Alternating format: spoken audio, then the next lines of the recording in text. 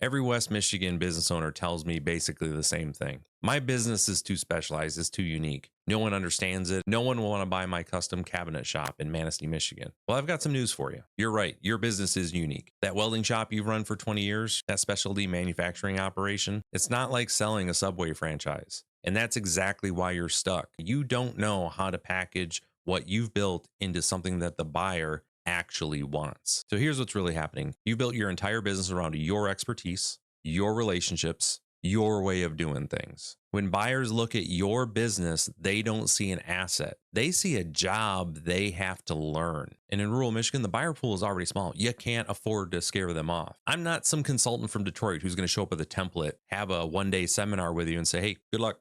You got this, and then send you an invoice. That's not who I am. I grew up in Mason County. I've spent time in Lake, Manistee, Oceana counties. I know the type of individual who wants to buy a business here and what they're looking for. I know what makes a machine shop in Ludington different than one in Grand Rapids. And here's what I actually do. First, I'm going to dig into your operations. We're going to figure out what's actually transferable. We're going to document all those processes and we're going to maximize those processes so we can get the highest multiple as possible. And while we're doing that, we are going to be building out additional processes and transforming your company in a way that is going to remove you from operations. So then we can actually sell something that isn't you to someone. That's it. That's the process. We're building a money-making machine, and that's what buyers want. I recently completed a business refresh cycle with a large service company. The owners now have a business that is sellable whenever they're ready to sell it or when a buyer happens to show up and they know exactly what their company is worth.